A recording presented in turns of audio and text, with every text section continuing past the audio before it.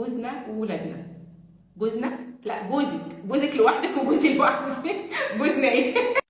بما ان احنا بنات وبطلات وبسكوتات في نفس الوقت، اهم حاجه عندنا هي الاسره. احنا بنحب الجمال وكل حاجه، بس دايما بنحب نبقى مبسوطين، واكتر حاجه هتخلينا مبسوطين هي الاسره اللي احنا عايشين فيها. فسواء الاسره اللي احنا عايشين فيها كانت ماما وبابا واخواتي او جوزي وولادي وانا، ففي الحالتين تاثيرهم الايجابي او السلبي بيعود عليا. فيلا بينا بقى، وانا برسم الحواجب دلوقتي هنتكلم مع بعض عن ايه هو الارشاد الاسري، بما ان انا مش بس ميك اب ارتست، انا كمان مجال دراستي علم النفس وبحبك جدا يا بسكوته، فعلشان كده عايزاكي تبقي سعيده. فيلا بينا بقى نبتدي. انا بجهز دلوقتي عشان هعمل لك فيديو علمي هسجله بعد ما اخلص عن الارشاد الاسري وعلم النفس الاسري. بس انا قلت اما ادردش معاكي كده واحنا بنعمل الميك اب، لان انا عارفه ان انتي بتحبي الدردشه والميك اب واللعب والحركات، فبالمره نتسلى. اول حاجه هستخدم الماسكرا بتاعت NYX وهبتدي اسرح حواجبي. تعرفوا ان انا من اكتر الحاجات فيها كانت حواجبي، بس انا مش عارفه ايه اللي حصل لها مؤخرا، هنرجعها تاني مع بعض ان شاء الله. علم النفس الاسري ده علم كبير جدا جدا جدا، بس مش كل الناس عارفه ان في حاجه اسمها علم النفس الاسري. لغايه وقت قريب او لغايه وقتنا اللي احنا فيه ده، في ناس كتير معتقده ان علم النفس هو للاضطرابات النفسيه بس، او للناس اللي عندها مشاكل نفسيه تعبانه منها نفسيا، او حاسه بحزن او اكتئاب او ولكن دي معلومه غلط تماما. هصححها لكم في فيديو تاني واعرفكم ايه هو اصلا علم النفس وازاي تقدروا تستخدموه، وليه اصلا انتوا مهم جدا ان انتوا تتعلموا عن علم النفس ليكوا انتوا شخصيا. فعشان ما شتتكوش واتوهكوا، تعالوا النهارده نتكلم عن علم النفس الاسري اللي كل يوم هعلمك حاجه فيه، علشان اهم حاجه الاسره اللي احنا موجودين فيها، سواء اهلنا او جوزنا وولادنا. جوزنا؟ لا، جوزك لوحدك وجوزي لوحدي. جوزنا ايه؟ سوري، ازواجنا. فاحنا محتاجين نفهم الموضوع ده بشكل لطيف وبسيط، علشان الناس الكبيره في السن والناس الصغيره في السن الاثنين توصل لهم نفس المعلومه، بس بطريقه مبسطه علشان نستوعبها كلنا. مش لازم نطلع نتفزلك ونطلع نقول مصطلحات علميه، لان احنا دلوقتي بندردش وبنتسلى مع بعض.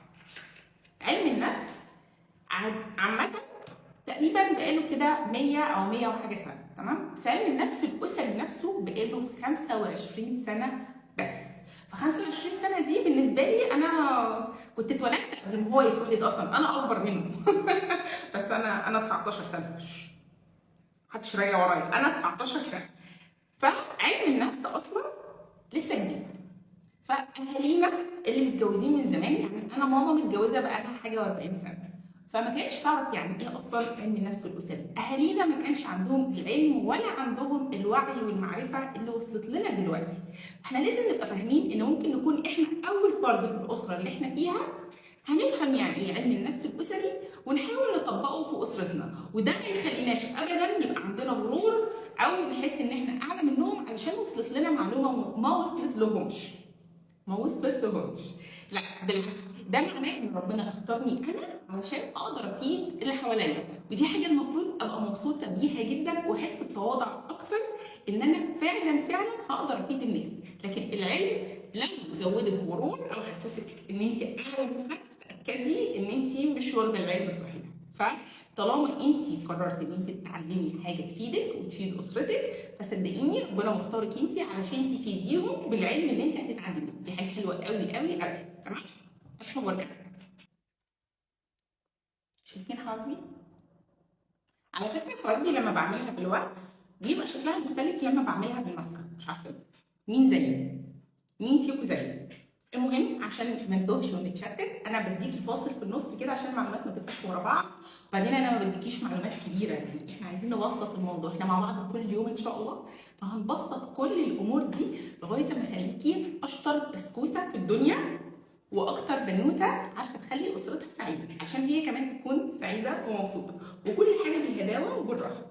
هحدد حواجبي دلوقتي، والمنتج اللي هستخدمه هيبقى من بنفيت، والفرشه كمان بتاعت بنفيت برضه. مش مش هنغير. فعلم النفس الاسري بقى يا كتكوته يا بسكوته يا شطوره يا اموره، تعالي كده نترجمه بالراحه وواحده واحده. هو العلم اللي بيهتم بالاسره وسلوكيات كل فرد في الاسره، وليه الاسره مهمه، وليه كلنا لازم نفهم السلوكيات اللي بتحصل في الاسره بتاثر علينا كلنا. لان الاسره هي اهم وحده في المجتمع كله، هي الدايره اللي بنتولد فيها، وهي اول دايره احنا بنشوفها، وهي اول دايره بتاسس الفرد.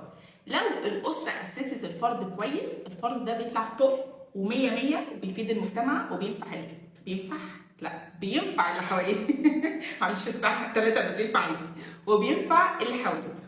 ولكن لو الفرد ده ياخد بالرش، ولكن لو الفرد ده اتربى في اسره مش افضل حاجه، او الاسره ما كانش عندها المعلومات الكافيه اللي تعرف تربيه وتاهله، للاسف الفرد ده بيطلع مش افضل وضع او مش افضل اخلاق، فللاسف بيعود علينا احنا برضو في المجتمع ككل بالسلب، يعني بيبقى مؤذي لنفسه وللي حواليه. فعلشان كده احنا لازم نهتم ان كل اسرنا تبقى كويسه، ولازم نهتم بالعلم ده وننشره، علشان زي ما قلت لكم كده ان الاسره هي الوحده الاساسيه لبناء الفرد، وهي اول وحده الفرد بيتولد فيها، هي اللي بتعلمه الاخلاق، القيم والمبادئ والاعراف اللي موجوده في المجتمع اللي هو موجود فيها، والعادات والتقاليد، بغض النظر سواء العادات والتقاليد دي كويسه او مش كويسه، بس هي الحاجه اللي المجتمع اللي هو فيه بيتعامل بيها. فلو العادات والتقاليد دي كلها مش كويسه، فاحنا دورنا ان احنا نتغير كفرد، يعني انا كفرد اغير من نفسي وانتي تغيري من نفسك علشان المجتمع كله يتظبط. المجتمع مش هيتظبط بالخناق والزعيق، هيتظبط بالعدل. فلما احنا كل يوم نتعلم حاجه مع بعض تظبط المجتمع، فشويه كده واحده واحده، يعني على ايامنا ان شاء الله باذن الله هنقدر نظبطه، وعلى ايام ولادنا يبقى متظبط كله. فنطول بالنا مع بعض. اهم حاجه دلوقتي النهارده عرفناها هي ان الاسره هي الوحده الاساسيه لبناء الفرد، هي اللي بتعلمه القيم والاخلاق والمبادئ. ولو لقيتي فرد في المجتمع اخلاقه مش مظبوطه مؤذي، اعرفي ان السبب الاسره اللي هو فيها، سواء الاسره دي كانت عارفه ان هو مش اخلاقه مش افضل حاجه، او ما كانتش عارفه اصلا. لان زي ما قلت لك علم النفس وعلم النفس الاسري وعاده كل المعلومات اللي طلعت لنا وظهر لنا بابسط واسهل طريقه دي ما كانتش موجوده على ايام اهالينا او الجيل اللي قبلنا، فبالتالي ما كانش عندهم الوعي والمعرفه اللي تخليهم يقدروا يربوا صح او يفهموا السلوكيات المظبوطه. السلوكيات اللي كانت عندهم، السلوكيات دي اللي هي الافعال اللي بيعملوها، السلوكيات اللي كانت عندهم بتبقى مكتسبه من المكان اللي هم عايشين فيه، وبرده من الاسره اللي هم اتولدوا فيها، فبالتالي هي اجيال بتسلم اجيال بتسلم اجيال. فعلشان كده يا بسكوته جيلنا احنا اللي في النص هنتعلم ونعلمك انتي الجيل الاصغر مننا شويه، علشان الجيل اللي بعدكم يبقى جاي بكل حاجه زي الفل. فالنهارده حبيت اديكي نبذه بسيطه قوي عن علم النفس الاسري، ويلا بينا نرجع بقى نرسم حواجبنا عشان احنا طولنا قوي النهارده كده، علشان الحق اصور لك الفيديو العلمي، واحنا برده بنبسط المعلومه علشان توصل لكل البنات. خدي بوسه النهارده، بعتي لي بوستي بقى. شكرا، بحبك جدا، هرسم حواجبي وارجع.